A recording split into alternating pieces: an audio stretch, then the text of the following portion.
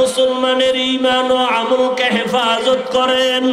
আয় আল্লাহ, মুসলমানের অত্যাচার কান্না সহ্য করা যায় না, জালেমদের হেদায়াত দান করেন, না হয় ধ্বংস করে দেন আল্লাহ। জালেমদেরকে ধ্বংস করে দেন আল্লাহ, জালেমদেরকে ধ্বংস করে দেন আল্লাহ। বাংলাদেশ শান্তির দেশ বানায় দেন, জুলুম থেকে দেশ ও জাতিকে হেফাজত করেন। সমস্ত মাদ্রাসাগুলো কবুল করে নেন, মসজিদগুলো কবুল করে নেন। قال رسول الله صلى الله عليه وآله وسلم من تواضع لله رفعه الله। যেই বান্দা বান্দি নিজেকে ছোট মনে করে চলবে, বিনয়ী বানায় চলবে, আল্লাহ তার মর্যাদা অনেক উঁচু করে দিবেন। নিজেকে যত বিনয়ী করে রাখবে, আল্লাহ তার মর্যাদা শুধু বাড়াতেই থাকবে। মানুষ তো জন্মগতভাবেই মর্যাদাবান। দুনিয়াতে আসার আগেই আল্লাহ মানুষকে সর্বোচ্চ সম্মান দান করেছেন। ওয়ালাকাদ কাররামনা বানি আদম ওয়া হামালনাহুম ফিল বাররি ওয়াল বাহরি ওয়া রাযাকনাহুম মিনাত তাইয়্যিবাত ওয়া ফাদ্দালনাহুম আলা কাসীরিম মিম্মান খালাকনা তাফদীলা। বনি আদম বড় দামি এক সম্পদ। এদের মতো শ্রেষ্ঠ কোন প্রাণী আল্লাহ সৃষ্টি করেন নাই। জমিনে চলার জন্য, পানির মধ্যে চলার মতো উত্তম ব্যবস্থা আল্লাহ করেছেন। উত্তম খানার আয়োজন আল্লাহ তাদের জন্য করেছেন। তাহলে মানুষ জন্মগতভাবে, সৃষ্টিগতভাবেই শ্রেষ্ঠ। নূরের সৃষ্টি শ্রেষ্ঠ না, আগুনের সৃষ্টি শ্রেষ্ঠ না। আল্লাহ পাকের স্থায়ী ঘোষণা, সিদ্ধান্ত, মাটির সৃষ্টি মানুষ হলো শ্রেষ্ঠ। আল্লাহ সিদ্ধান্ত দিয়ে দিলেন, নূরের সৃষ্টি শ্রেষ্ঠ না, আগুনের সৃষ্টি শ্রেষ্ঠ না, একমাত্র মানুষ হলো শ্রেষ্ঠ। ঘোষণাকার আল্লাহ। তাহলে মানুষ তো দুনিয়াতে আসার আগেই মর্যাদাবান। আল্লাহ আবার মর্যাদা বাড়াবেন বলে? হ্যাঁ। কেমন মর্যাদা? সম্মান। কোন ব্যক্তির সম্মান কতটুকু আছে, এটা মাপকাঠির জন্য অন্য মানুষের প্রয়োজন। একজন আলেমের সম্মান আছে, সবাই আমরা জানি। বুঝবো কেমনে এটার সম্মান আছে? কয় যে তাকে দেখলে সবাই সম্মান করে, সালাম দেয়, সম্মানের স্থান দেয়। এটার দ্বারা বুঝিয়ে অনেক মান, অনেক দাম।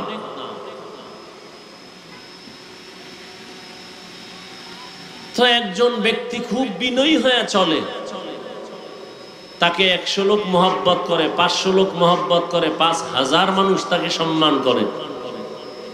নবী বলেন, বিনয়ী হয়ে চলো, সারা দুনিয়ার মুমিন তোমাকে সম্মান করবে। আরো বিনয়ী হও, বিধর্মীরাও তোমাকে সম্মান করবে।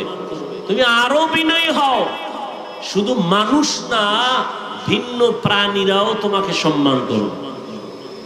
যেমন রহমতের নবী রাস্তা দিয়ে চলতেছেন, রাস্তার দুপার্শ্বের গাছ নত হয়ে রসুলকে সালাম জানায়। কেমন রহমতের নবী আমার! নবী রাস্তা দিয়ে হাঁটেন, জঙ্গলের প্রাণী বারবার রহমতের নবীরে সালাম জানায়। রহমতের নবীর এত সম্মান, দুধের বাচ্চাগুলো নবীকে দেখে সালাম দেয়। এটা সম্মান। রহমতের নবীর পরে বর্তমান দুনিয়াতে বহু আল্লাহর প্রিয় গোলাম আছেন, আল্লাহর বড় মহব্বতের গোলাম। এমনও আছেন যাদের কথা বাগে শুনে, যাদের কথা প্রাণীও শুনে, কারণ এটা সম্মান আমার আল্লাহ দান করেন। আর এই সম্মানটা বারে বিনয়ী হওয়ার কারণে, যত বিনয়ী হবে, নরম হয়ে চলবে, আল্লাহ তার মর্যাদা শুধু বাড়াতেই থাকবেন।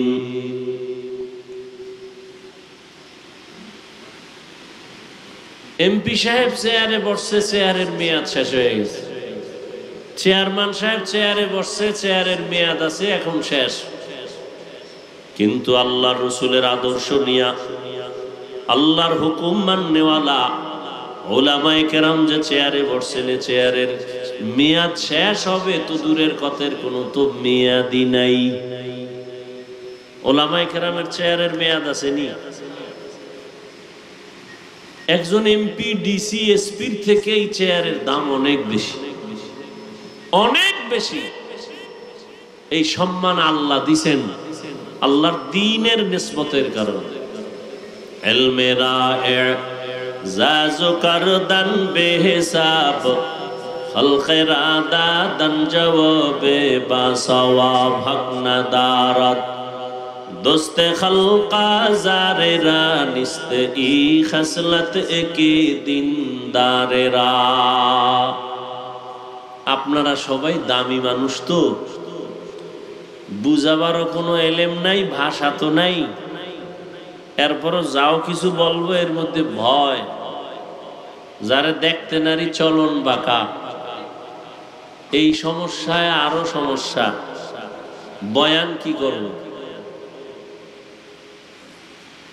আপনাদেরকে বয়ান করার মতো যে এলেমের প্রয়োজন, যেই উপরের তবকার প্রয়োজন, তার 1000 কোটি ভাগের বিন্দু মাত্র নাই, চিন্তাও করা যায় না। এরপর কেন দাওয়াত দেয় আমাকে, তাও আমি বুঝি না।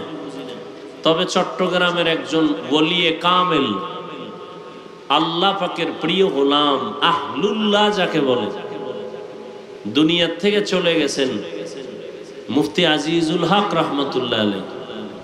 তার কথা আমাদের মুরব্বীদের জবানে শুনছি, জীবনীতে দেখেছি, এগুলো নকল করি। যে বয়ান যে আমরা করি, আমরা তো বড় বক্তা, আন্তর্জাতিক মানের বক্তা। এই যে বয়ান করি, বয়ান করার মধ্যে এলেম আমলের কোনো দখল থাকে না, বাহাদুরি চলে না। যে বয়ান হয়, বয়ান হওয়ার ভেতরে পুঁজি লাগে দুইটা। এক আল্লাহর রহমত, আর একটা পুঁজি লাগে উপস্থিত শ্রোতা যারা, এদের অন্তরের নিরঙ্কুশ মোহব্বত। এই দুই জিনিস এক না হলে বয়ান হয় না, কোনোদিন সম্ভব নেই, যত বড় এলেমওয়ালাই হোক। বয়ান করা এক জিনিস, বয়ানের মধ্যে আসর তৈরি হওয়া আর এক জিনিস। মোনাজাত তো সবাই ধরি, চোখে পানি আসে কতজনা। বয়ান তো সবাই শুনি, করি। কারো কথা শুনলে দিল নরম হয়, চোখে পানি আসে। কারো কথা শুনলে কেমন যেন মন বসে না, ভালো লাগে না। সম্পূর্ণ আল্লাহ পাকের রহমত, শ্রোতাদের অন্তরের মোহাব্বত আর আকর্ষণ। বান্দার ভেতরে থাকবে আলোচক যে তার মধ্যে ইখলাস, তখন কিছু কথা হয়। আর এখন তো সব কিছু হয়ে গেছে ফ্যাশন, সব ফ্যাশন। আমি মাঝে মাঝে বলি, বয়ান করা আমাদের বক্তাদের পেশা, আর শ্রোতাদের বয়ান শোনার নেশা। বসে বসে শুনবে, সারা রাত শুনবে। নামাজ বাদ দিয়া শুনাইতে পারলে আরো খুশি। নামাজ এক ঝামেলা, ওযু করো, পানি মুছো, কত পেরেশানি। কিন্তু বয়ান শুনবে, এখানে তৃপ্তি হয় নাই, মোবাইলে শুনবে। বয়ান শোনা নেশায় পরিণত হয়ে গেছে। আর আমাদের করাটা পেশা। মাঝখানে ফলাফল শূন্য। আল্লাহ আমাদের সব ভাইকে হেদায়াত দান করেন। কেউ মোবাইল নিয়ে ব্যস্ত, কেউ ক্যামেরা নিয়ে ব্যস্ত, এক একজনে এক এক কামে ব্যস্ত। বইছে এক কামে, ব্যস্ত হইছে 10 কামে। যারে শয়তানে ধরে ভাত থুইয়া তামাক ধরে, বুঝলেন? ভাত খায় না, তামাক খায়। বর্ষে বেহেশতের বাগানে, করতেছে দুনিয়ার দান্দা। এই ছবি সেই ছবি, দুনিয়ার সব উলামায়ে কেরাম একমত, বিনা কারণে এমনিই কোন ছবি তোলা সম্পূর্ণ হারাম। সারা দুনিয়ার উলামায়ে কেরাম একমত, এমনিই হারাম, কবিরা গুনাহ। বর্ষে বেহেশতের বাগানে করবে জান্নাতের কাজ, করছে দুনিয়ার কাজে ধান্দায়। এরপরে মোবাইল যদি চোরে লইয়া যায়, তা আমও গেল, সালাও গেল, আইসে খালি যাইবে খালি। এই বয়ান কি শুনবো এটা দরকার নাই। সুন্দর বয়ান করছে, বাসে একটু চাপাবাজি করে যাবে। সুন্দর বয়ান, কি বয়ান ওটা বলার কোনো সুযোগ নাই, সুন্দর এতটুকু বলা যায়। এলমেরা এজাজু করদান বেহিসাব, খলকেরা দাদান জবাবে বাসাওয়া।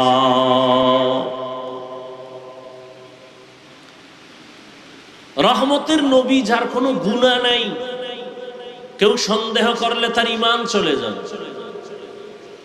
সেই রহমতের নবী কতটা বিনয়ী হয়ে চলেন। মক্কার চরিত্রহীন মানুষগুলো নবীর এত আশেক, কেমন বিনয়ী নবী আমার। 63 বছর হায়াতে কখনো রহমতের নবী কাউকে একটা গালি দেন নাই।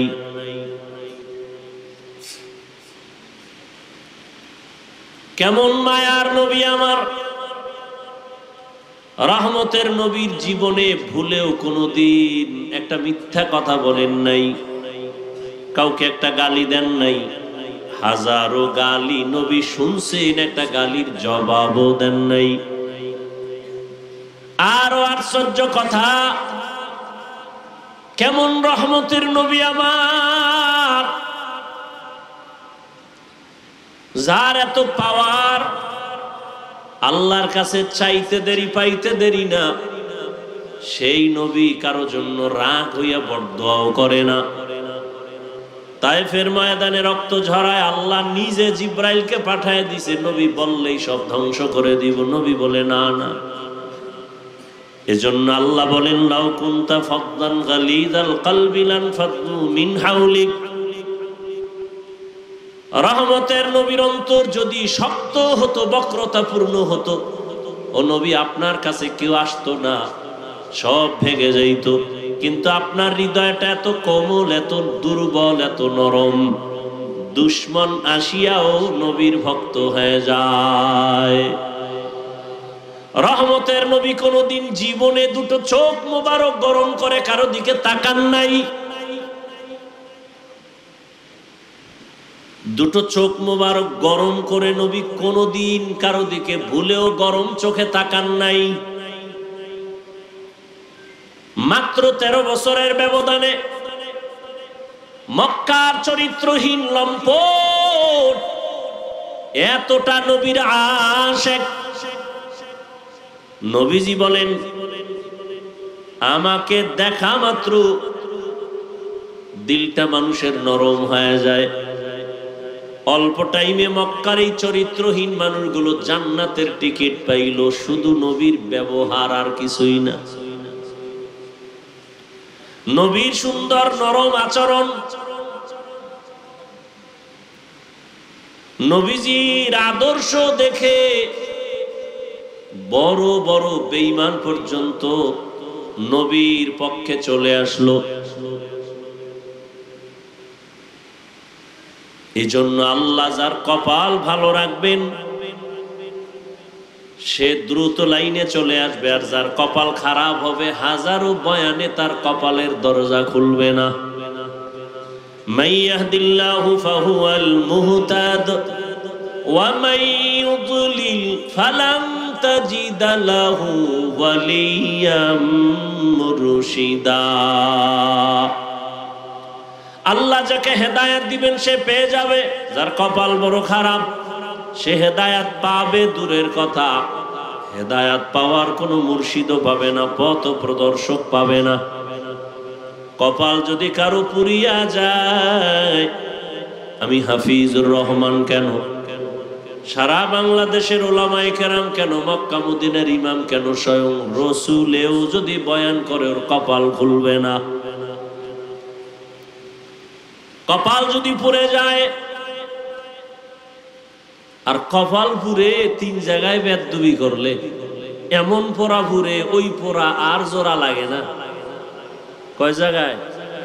3 জায়গায় বেয়াদবি করলে কপাল পুড়ে যাবে। মরার পরে না, আগেই পুড়ে যাবে। শাস্তিও মরার আগে শুরু হবে। এক জায়গা হলো মা বাবা। মা বাবার সাথে যদি বেয়াদবি করে ওই সন্তান মরার আগেই বিছানায় পড়ে যাবে, বিচার শুরু হয়ে যাবে। দ্বিতীয় জায়গা শিক্ষক। আমি হাফিজুর রহমানকে আমার মা আমার বাবা চোখের পানি ছেড়ে কলিজা ভরে দোয়া করেছেন, আল্লাহ সম্মান দিছেন।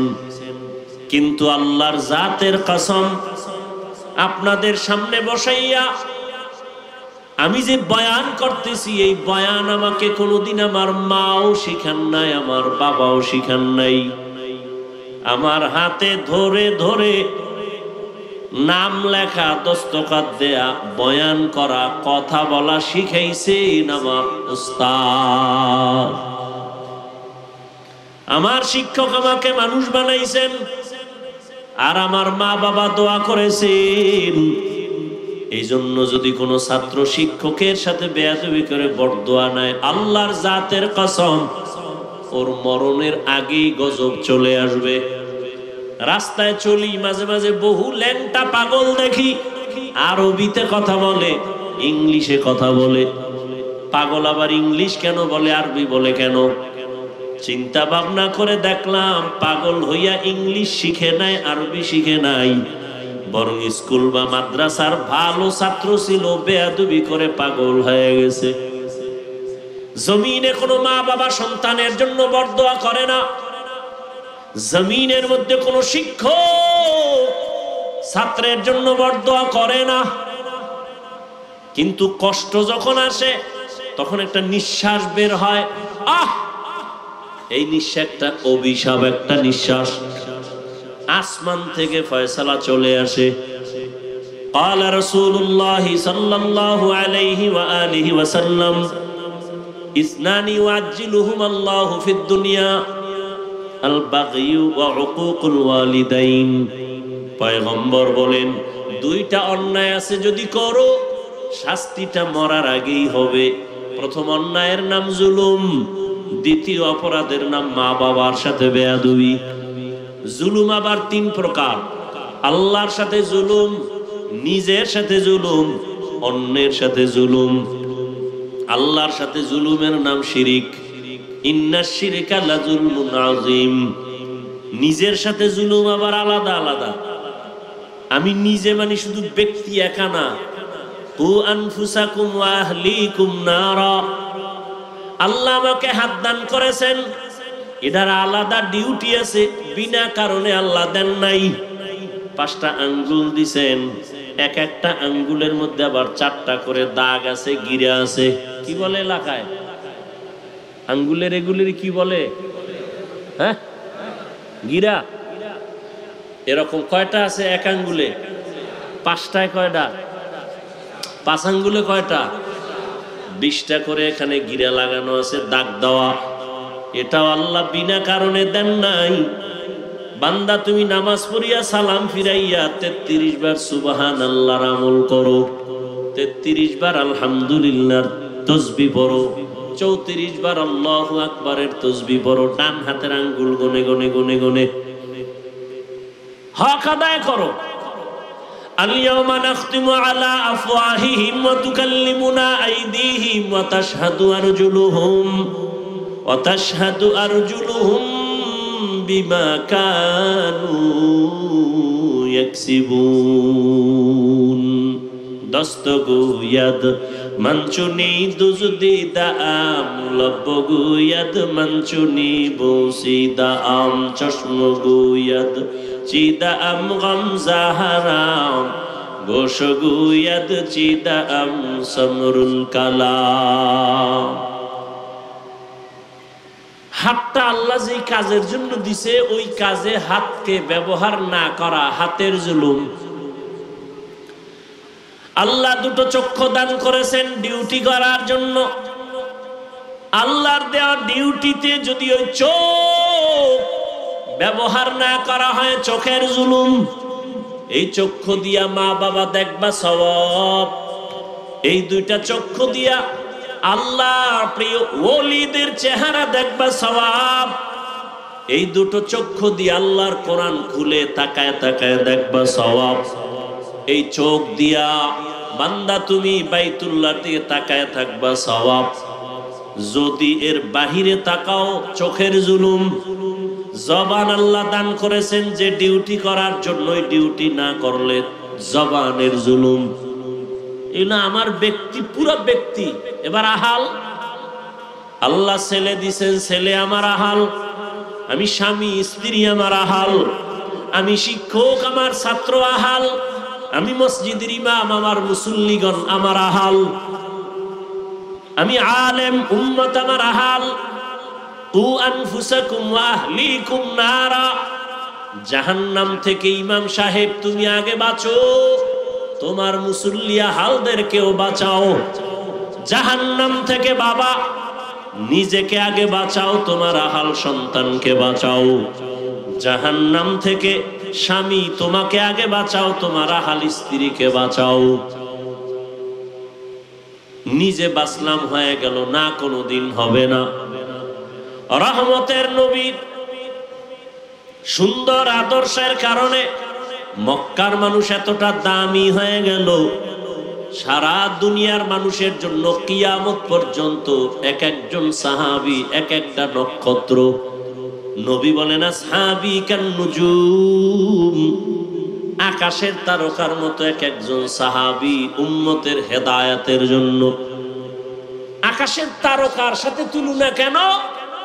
বলে আরবের মানুষ, এখনো মানুষ আছে ওই কক্সবাজার আমাদের কুয়াকাটা বঙ্গোপসাগরের অনেক ভেতরে যায় মাছ ধরার জন্য। গভীর পানির মধ্যে গিয়া জাল ফেলে, ইলিশ গভীর পানির মধ্যে থাকে, 200, 300, 500 হাত পানিতে গিয়া জাল ফেলে ইলিশ মাছ ধরার জন্য।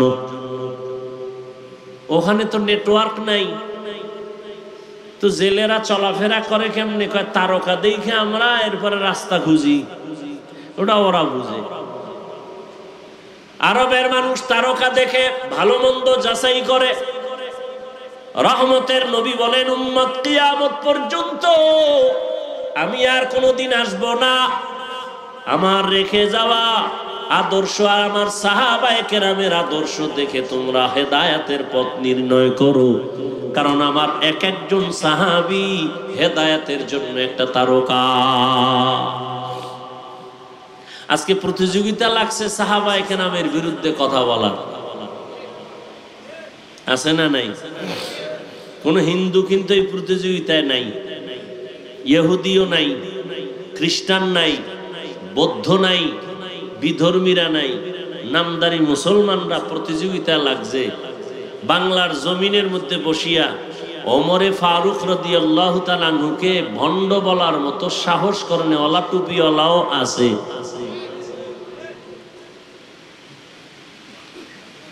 সাহাবায়ে কেরামের বিরুদ্ধে ইশারা ইঙ্গিতে যারা বলবে লেখবে এরা ভণ্ড, এদের যারা ভণ্ড বলবে না তারাও ভণ্ড। আল্লাহ হেদায়েত দান করুন। ওই যে কপাল, কপাল যদি পুড়ে যায়, কপাল পরার আর এক আলামত হলো আল্লাহ যে তার উপরে বেজার, তার প্রথম প্রমাণ সে আলেমদের পিছনে লাগবে। আহলে হক আলেমের পিছনে যে লাগে প্রমাণ তার কপাল খারাপ। মা বাবার সাথে বেয়াদবি, শিক্ষকের সাথে বেয়াদবি, তিন নাম্বার হলো উলামায়ে কেরাম মুরব্বীদের সাথে বেয়াদবি।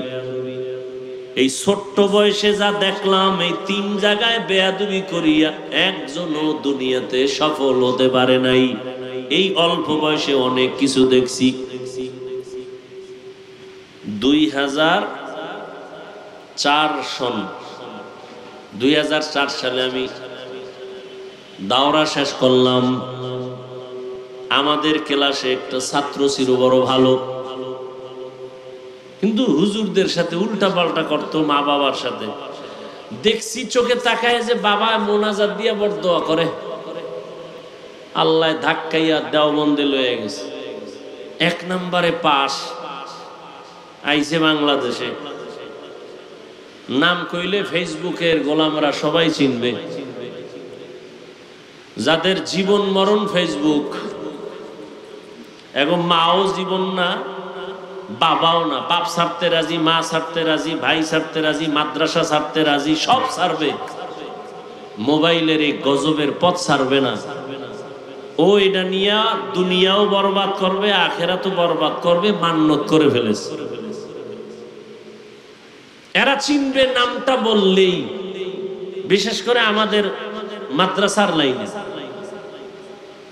এত ভালো ছাত্র বাংলাদেশে কোথাও 1 মাসের বেশি থাকে না।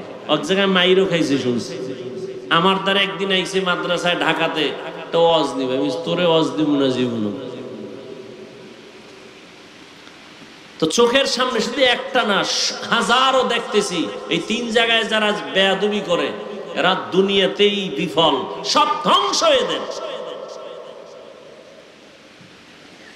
আজকে বাংলাদেশে এত ঝামেলা কেন?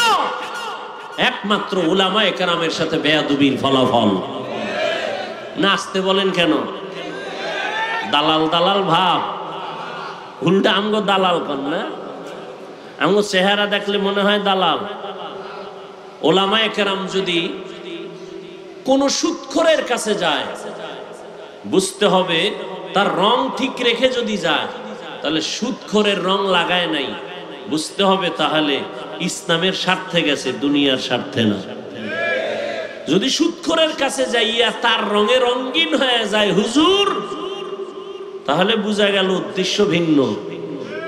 কিন্তু উলামায়ে কেরাম তার অস্তিত্ব ঠিক রেখে যদি আওয়ামী লীগের কাছে যায়, বিএমপির কাছে যায়, যার কাছে যায়, বুঝতে হবে দিনের স্বার্থে। হাটহাজারীর হুজুর গেছেন দিনের স্বার্থে, আওয়ামী লীগ হতে যান নাই। বিএমপির কাছে গেছেন মুফতি আমিনী রহমতুল্লাহ আলাইহি, হাজারো আলেম দিনের স্বার্থে গেছেন, মাদ্রাসার স্বার্থে গেছেন, কোরআন হাদিসের অস্তিত্ব ঠিক রাখার জন্য গেছেন। বিএমপির গোলাম হতে যান নাই।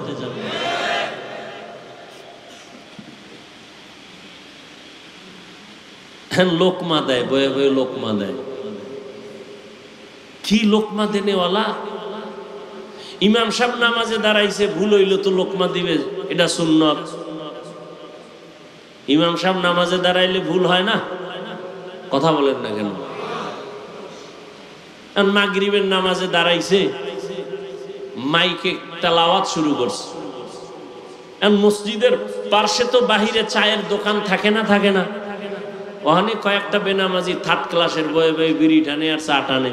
ওখানে নামাজ লাগে না, দিল এমনি পরিষ্কার। ইমাম সাহেব তেলাওয়াত শুরু করছে, জানালা দিয়ে বাহিরে আওয়াজ আসতেছে, আলহামদু পড়তেছে। হঠাৎ করে আল্লাহর কি কুদরত, আলহামদুর মধ্যেই ভুল হয়ে গেছে। তো চায়ের দোকানের ওই বেনামাজিটি শুনে ফেলাইছে। একটা আর একটা ইমাম সাহেব কইল কি, কত ভুল করছে, ভুল, কত লোকমা দাও। একটা কাপ ফালাইয়া জানালা দিয়ে তাকায় লোকমা দেয়। ইমাম সাহেব, কামটা তো ঠিক হয় নাই। এটা লোকমা না বেয়াদবি? বলেন, এটা লোকমা না বেয়াদবি? খবরদার, লোকমা দিও, বেয়াদবি করিও না। বলে গেলাম, লোকমা দিও, বেয়াদবি করিও না, মরার আগে পঙ্গু হয়ে যাবি। এখন লোকমা দেবে কারা? বলেন, মুসল্লিরা। তো ইমামের পিছনে মুসল্লি আছে 500। এরা সবাই যদি একটা লোকমার নিয়তে চিৎকার দেয়, তো চাই দেখবে যে ইমাম নাই। জাকাতে স্টক করছে। হবে? লোকমা কিভাবে দিতে হবে? নিয়ম আছে না নাই? পেছনে একজন যোগ্য ব্যক্তি দাঁড়াবে। কার পিছনে? ইমামের পেছনে। যোগ্য ব্যক্তিকে সভাপতি, এলাকার বড় সুদখোর। কি না, তার সভাপতি বানাইছেন কেন? এলাকার বড় সুদখোর, সে যোগ্য, নাইলে আরে মসজিদের সভাপতি বানাইছেন কেন? মসজিদের সেক্রেটারি কেন? এই জন্যই তো কই কপাল পড়ছে। শিয়ালের হাতে দিছে মুরগি আমানত 3 দিন। শিয়াল কয় দোয়াও চাই, মাফও চাই। এটা ফ্যাটের ভিতরে গিয়া কি মা হয়ে গেছে, আর ফেরত দেওয়া যাবে না। এ জাতির কপাল পুড়েছে। শিয়ালের হাতে মুরগি দিলে যা হয়, মসজিদ মাদ্রাসা ধর্মের চাবি সুদখোর বেনামাজি ঘুষখোরের হাতে দিলে তো তাই হবে, আর তাই হচ্ছে। দিছে কে? জিবরাইল। সুদখোর ঘুষখোরের হাতে মাদ্রাসা মসজিদের চাবি দিছে কে? ফেরেশতারা। কারা দিছে? কারা? আমরা কইতে লজ্জা লাগে, ভোটের আগে পায়খানা খাইছেন টাকার নামে, লজ্জা করে নাই? ওই ভোটের আগের রাত্রে টাকা না খাইয়া বাথরুমে গিয়া 10 গ্রাম পায়খানা খাইল, পরে বাজারে গিয়া হালাল সাবান দিয়া কুলি কইল, বন্ধ, শেষ। মোনাজাত দেয়, কবুল হয় না, হুজুরের দোষ। নিজে যে হারাম খাইছে আর কোনো দোষ নেই। কয় ভাই দাওয়াত কা? আলহামদুলিল্লাহ। কয় আপনার বাড়ি? কয় নাউজুবিল্লাহ। নিজের অপরাধের চিন্তা নাই, নিজে নামাজ পড়ে না, দোষ নাই, লোকমা দেয়। তো যোগ্য ব্যক্তি দাঁড়াবেন। কেমন যোগ্য?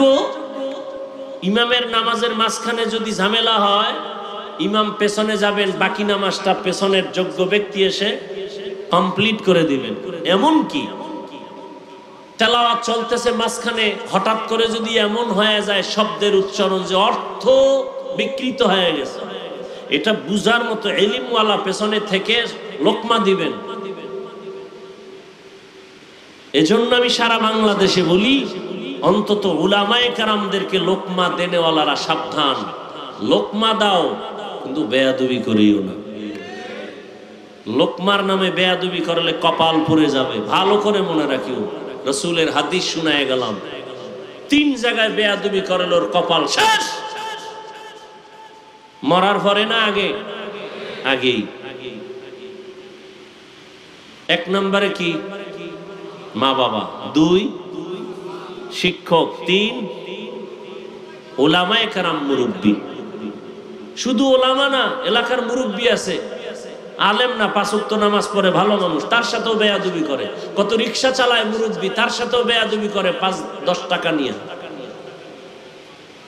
বরদোয়া হাত উঁচু করে করা লাগে না, দিল থেকে যখন কষ্ট হয় সেটাই বরদোয়া। আল্লাহ হেদায়েত দান করুন। লিকুল্লি শাইইন যিনাতুন ফিল ওয়ারা ওয়া যিনাতুল মারই তামামুল আদাবি। এত বয়ান চলতেছে, সুন্দর বয়ান, আপনারাও কম জানেন না। মাইকলে টান দিলে আপনারটাও সুন্দর বয়ান হবে, কণ্ঠও খারাপ না, কিন্তু আমলের খাতা শূন্য কেন? একমাত্র কারণ আল্লাহর আযাবের ভয় অন্তরে নাই। এ কারণে চোখের মধ্যে পানি নাই, মোনাজাতে কান্না নাই, দিলের মধ্যে অন্যের প্রতি কোনো দরদ নাই। একজনকে আমি হেফাজত করব, কিন্তু না, আমি একজনকে মানুষের সামনে লজ্জা দিতে পারলে বড় আনন্দ লাগে। এজন্য আল্লাহ পাক বলেন, ও মুমিন, আমি 5টা জিনিসের মাধ্যমে তোমাদের পরীক্ষা করব। 1 নাম্বার জিনিস হলো ভয়, দ্বিতীয় হলো ক্ষুধা। ভয় মানে 4 মাযহাবের 4 ইমাম, এর মধ্যে একজন ইমাম শাফিঈ রাহমাতুল্লাহি আলাইহি বলেন, এখানে ভয় মানে হলো আল্লাহর পক্ষ থেকে ভয়। আল্লাহর পক্ষ থেকে ভয় হলো জাহান্নামের আযাব। যেই ভয়টা আল্লাহ আমার নবীকেও দিলেন, ইয়া আইয়ুহান নাবিয়্যুত্তাকিল্লাহ ওয়া লা তুতি'ল কাফিরিনা ওয়াল মুনাফিকিন। ও নবী, আপনি আমাকে ভয় করেন, কাফের মুনাফিকের অনুসরণ করবেন না। আর একটা ভয় হলো বেঈমানের পক্ষ থেকে ভয়। ওরা বলে আল্লাহকে মানলে তোমাদেরকে মেরে ফেলা হবে। এই ভয়কে জয় করবে আল্লাহর মহব্বতের বান্দা, জীবনকে বিসর্জন দিয়া দিবে।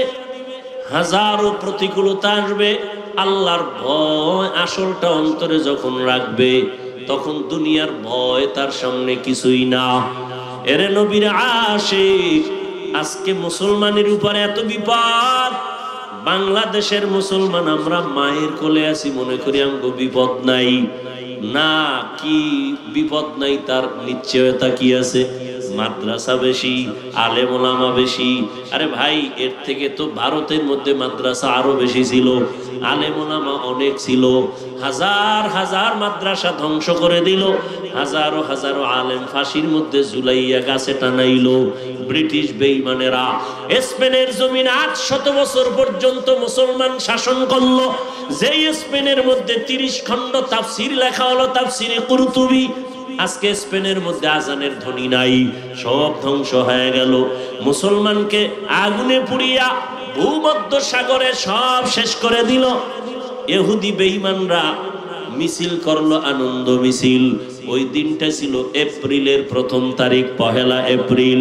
পহেলা এপ্রিল মুসলমানের কান্নার দিন, বেঈমান ইহুদিদের আনন্দের দিন। কিন্তু মুসলমান বুঝে না, এপ্রিল ফুল পালন করতে গিয়া মুসলমানেরাও আনন্দ করে লাফায়। অথচ মুসলমানের এক ক্লান্তের দিন, বেঈমান কর্তৃক অত্যাচার নিপীড়ন মুসলমানের উপরে। স্পেনের জমিন ধ্বংস যেদিন শুরু হয় পহেলা এপ্রিল। এই জন্য বেঈমানরা এপ্রিল ফুল পালন করে। মুসলমানের ইতিহাসও জানা নাই, জানবে দূরের কথা। হিন্দু আইসাই বাংলাদেশে ইসলামের বিরুদ্ধে আন্দোলনের ডাক দেয় নাই, ইহুদি দেয় নাই। এ দেশে ইসলামের 12টা বাজানেওয়ালা মুনাফিকই যথেষ্ট। আমি যে কথাগুলো বললাম, এই বয়ানটা মসজিদের খতিব সাহেব আগামী জুমায় করুক। মুসলমান কমিটির কয়েকজন বলবে, হুজুর আপনি বাড়িতে বেড়ায়েন 6 মাস। কথা ঠিক? কারণ ওই শিয়ালের হাতে মুরগি। কেমনে জাতির কপাল খুলবে? এজন্য রহমতের নবী বলেন, মুসিবতের পরীক্ষায় পাশ করো, ইবাদতের বেলায় ধৈর্য, মুসিবতের বেলায় ধৈর্য ধারণ করো, গুনাহের বেলায় ধৈর্য। জীবনটা চলে যাবে, তারপরও গুনার ক্ষেত্রে কোনোদিন আমি সামনে আগাবো না, আল্লাহর ভয়। ভাইরা আমার, ওমরে ফারুক রাদিয়াল্লাহু তাআলা আনহু রহমতের নবীকে জবাই করার জন্য তরবারি নিয়ে দৌড়ায়। আল্লাহর হুকুম, সে ওমর আমার নবীর চেহারা দেখে কালেমাওয়ালা হয়ে গেল। আল্লাহ তাকে এমন ভাবে কবুল করেছেন, ওমর এখন যেই পথ দিয়া চলে, শয়তান ওই পথে চলে না, ভয়। যুবক মদের বোতল নিয়ে হাঁটে, হঠাৎ করে তাকায় দেখে ওমর আসতেছে, ভয়, ফালায়াও দিতে পারে না। আল্লাহর কাছে মনে মনে তওবা করছে।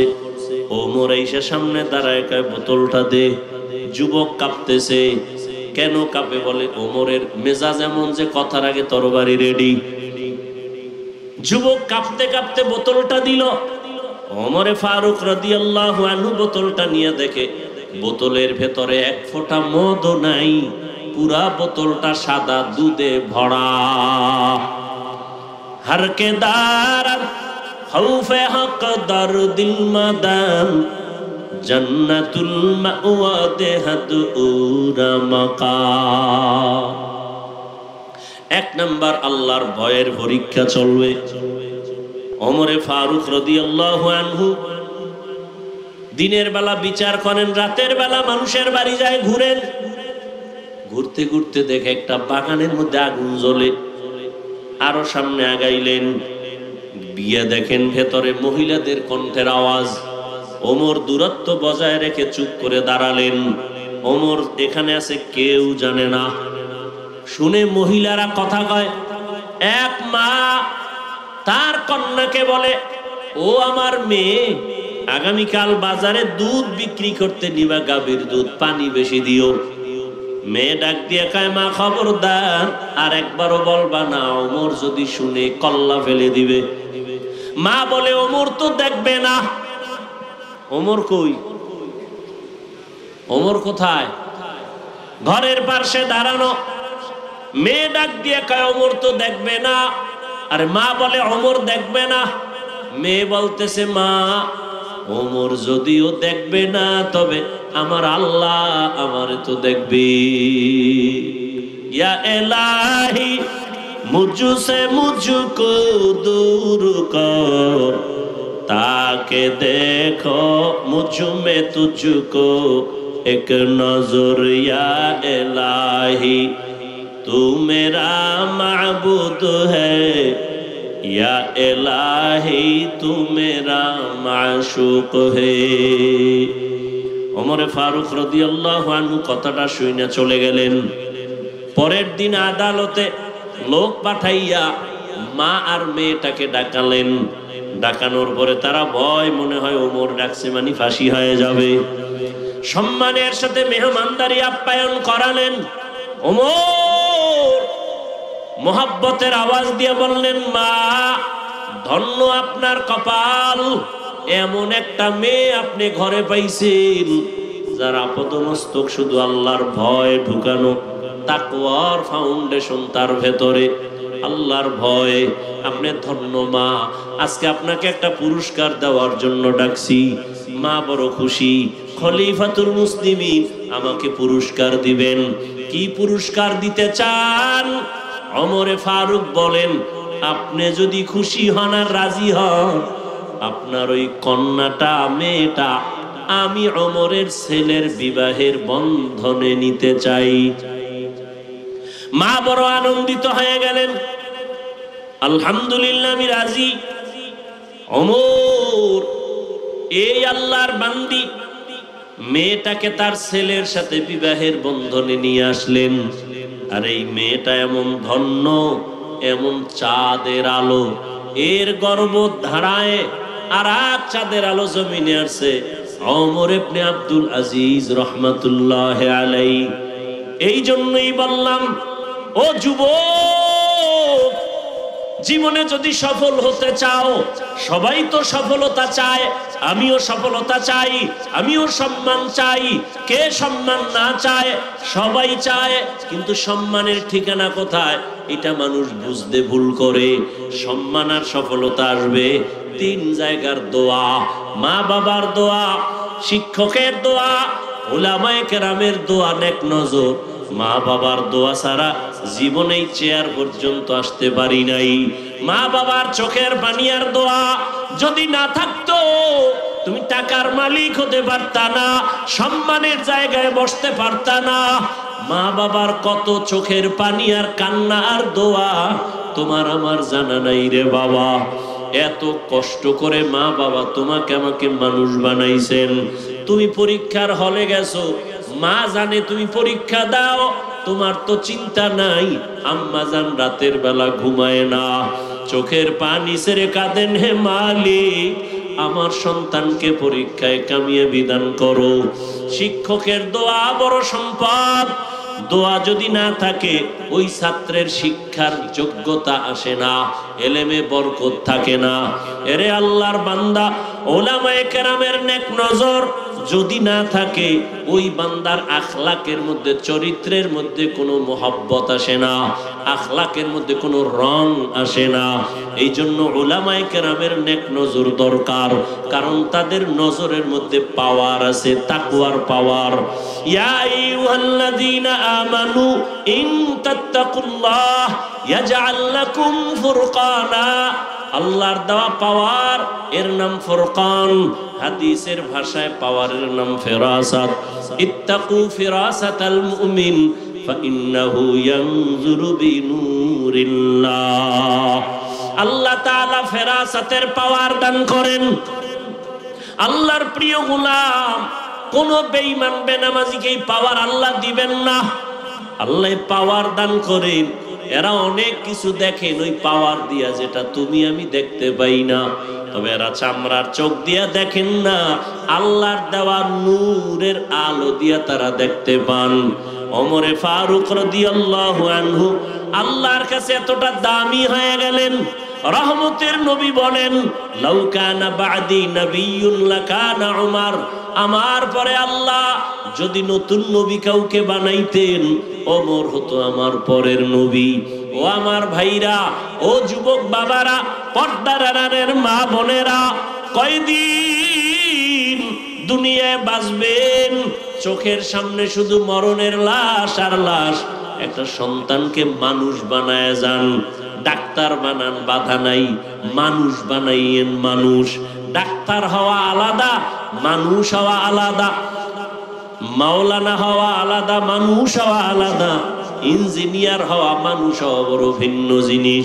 আমি বক্তা হইছি ঠিক, আমি পীর হইছি ঠিক, তবে মানুষ হইতে পারলাম কিনা চিন্তা। গর্বা সুরত আদমি ইনসাবুদে আহমদ আবু জাহলো হামেক সাবুদে। মানুষ হওয়া বড় কঠিন জিনিস। এজন্য সন্তান তারে ডাক্তার বানাবেন, ইঞ্জিনিয়ার বানাবেন, প্রফেসর বানাবেন, কোনো বাধা নাই। তবে দাবি খবরদার যেন সন্তান বেয়াদব না হয়, আপনার সন্তানের ব্যবহারে যেন আলেম কষ্ট না পায়, সন্তানের আচরণে মা বাবা কষ্ট না পায়, সন্তানের ব্যবহারে কখনো যেন শিক্ষক কষ্ট না পায়। ডাক্তার যদি হও যুবক, আদর্শমান আদবলা ডাক্তার হইও। হাটহাজারী আর চট্টগ্রাম না, কপাল যদি খুলে যায় ডাক্তার হইয়াও দেখবা সারা দেশের মধ্যে তোমার সম্মান। তবে এই সম্মানের জায়গা পেতে হলে মা বাবার দোয়া লাগবে, শিক্ষকের দোয়া লাগবে, আলেমদের দোয়া লাগবে, না হয় সম্ভব না।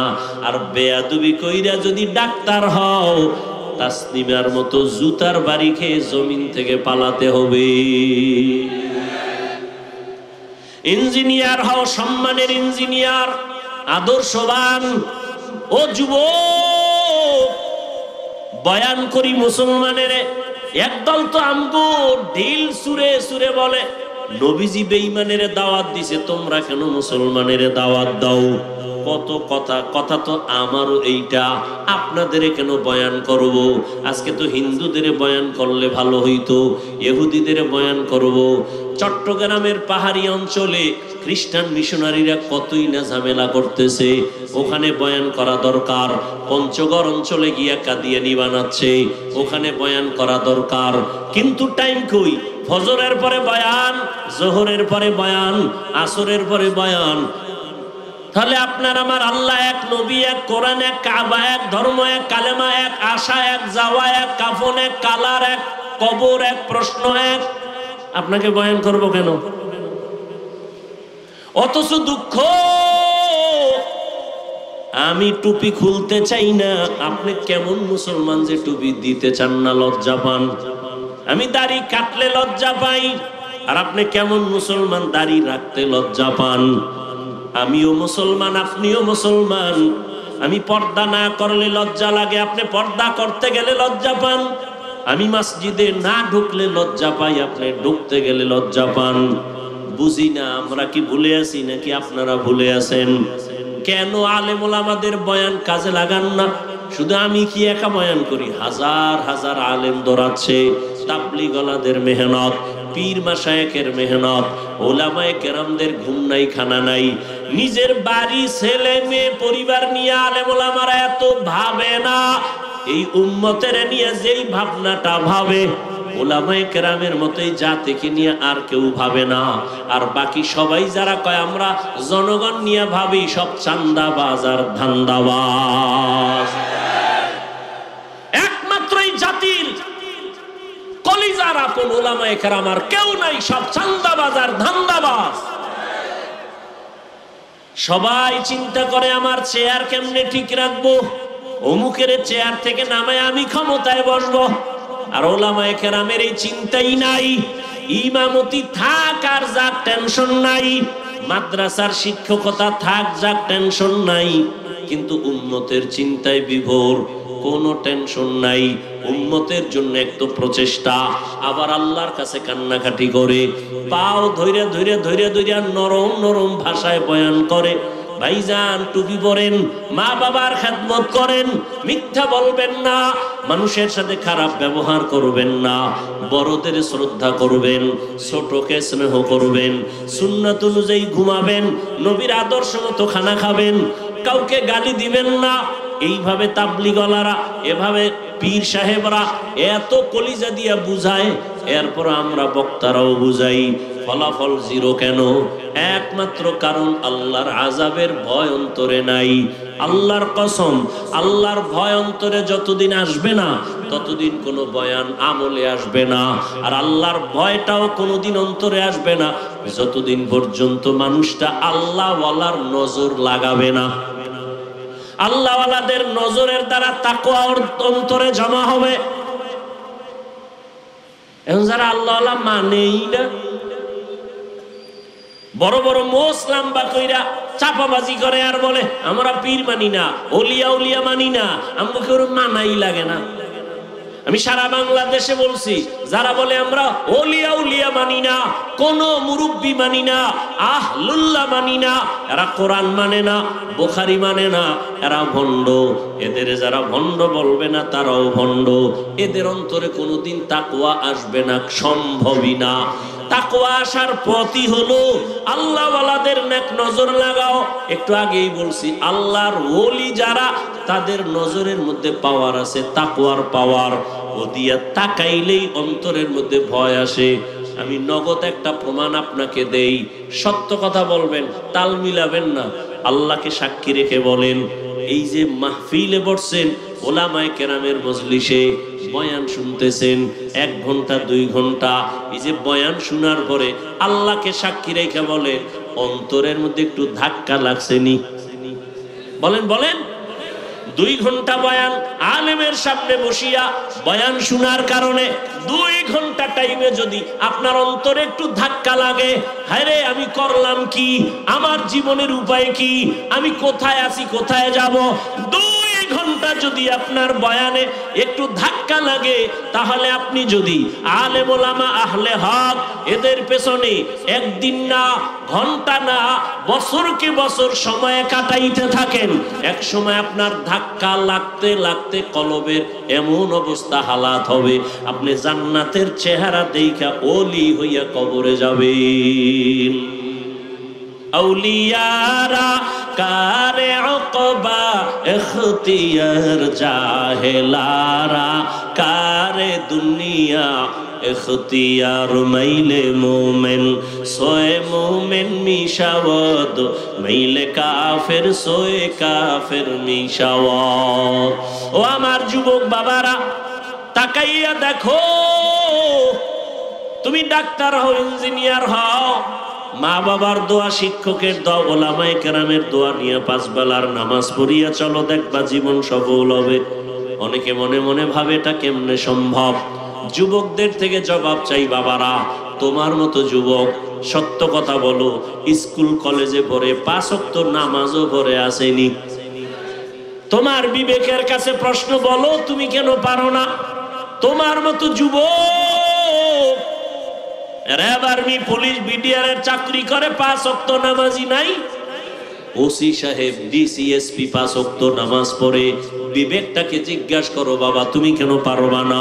রাস্তায় গাড়ি চালায় যুবক, ড্রাইভার, নামাজ বাদ দেয় না, বলো তুমি কেন পারবা না?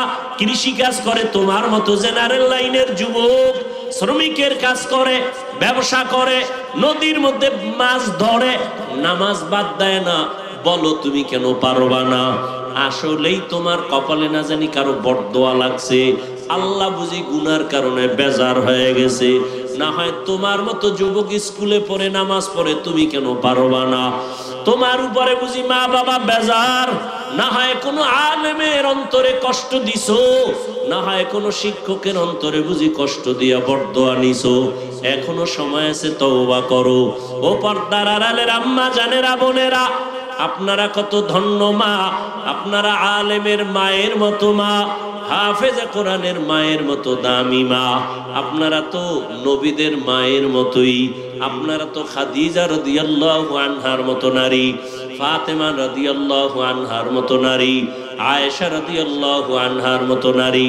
আপনার মতো কত মা এখনো আছে অঞ্চলে, 5 ওয়াক্ত নামাজ পড়ে, মোবাইলে সময় নষ্ট করে না, স্বামীর মাল হেফাজত করে, খেয়ানত করে না, নামাজ পড়ে 5 বেলার। আম্মা জানেরা, আপনারা কেন পারবেন না? 5 ওয়াক্ত নামাজ পড়বেন, স্বামীর মাল হেফাজত করবেন, মোবাইলে সময় নষ্ট করবেন না, সন্তানটাকে আদর্শওয়ালা ডাক্তার বানাবেন, কোরআন পড়াবেন, সন্তানটাকে নামাজি বানাবেন, ডাক্তার হইয়াও তেলাওয়াত করবে, মা বাবার জন্য দোয়া করবে, সবাই তার জন্য দোয়া করবে। এরে আম্মা জান, এখনো সময় আছে, তওবা করেন। বৃদ্ধ বাবাজি, আপনার মতো কত বুড়া মানুষ মসজিদে গিয়া 5 ওয়াক্ত নামাজ পড়ে, আপনি কেন পারবেন না? এখনো সময় আছে, তওবা করে নেন।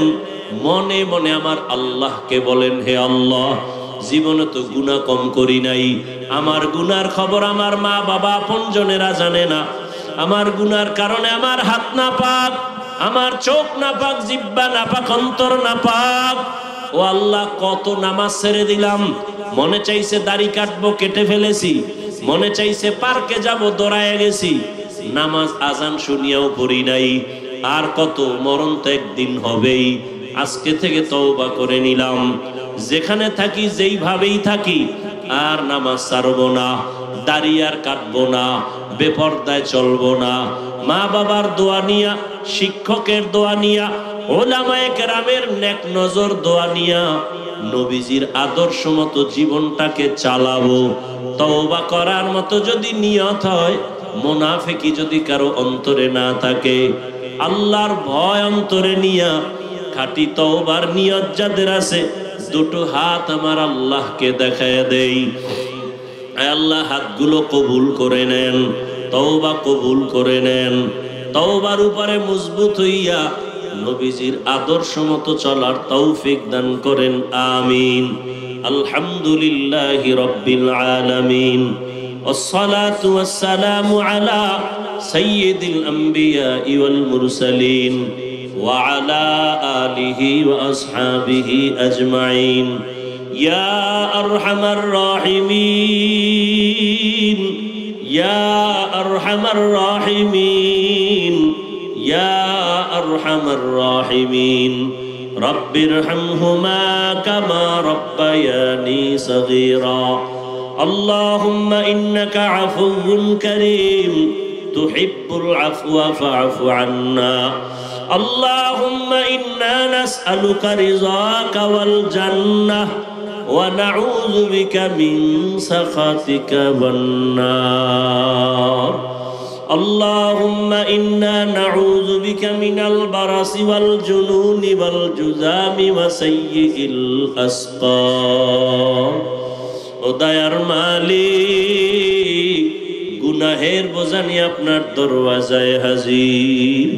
কত উলামায়ে কেরাম, কত তালিবুল ইলম, কত মুরব্বি হাজী সাহেব, কত ব্যবসায়ী, চাকরিজীবী, আয় আল্লাহ, কত যুবক, কত ছাত্র, পর্দার আড়ালে কত মা বোনেরা, গুনাহের বোঝা নিয়ে হাজির হয়েছি।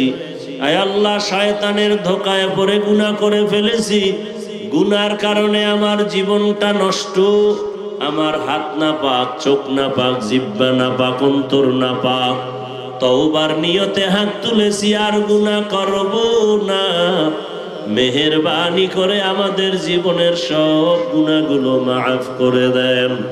আয় আল্লাহ, আয়োজনে মাহফিল কবুল করে নেন। আয় আল্লাহ, সংগঠন কবুল করে নেন, সদস্যবৃন্দদের কবুল করে নেন, মাদ্রাসা কবুল করে নেন, মসজিদ কবুল করে নেন, এলাকায় শান্তি দান করেন আল্লাহ। সারা দুনিয়াবাসীকে মাফ করে দেন আল্লাহ। আয় আল্লাহ, মুসলমানের ঈমান ও আমলকে হেফাজত করেন। আয় আল্লাহ, মুসলমানের অত্যাচার, কান্না সহ্য করা যায় না। জালেমদের হেদায়াত দান করেন, না হয় ধ্বংস করে দেন আল্লাহ। জালেমদেরকে ধ্বংস করে দেন আল্লাহ। জালেমদেরকে ধ্বংস করে দেন আল্লাহ। বাংলাদেশ শান্তির দেশ বানায় দেন, জুলুম থেকে দেশ ও জাতিকে হেফাজত করেন। সমস্ত মাদ্রাসাগুলো কবুল করে নেন, মসজিদগুলো কবুল করে নেন।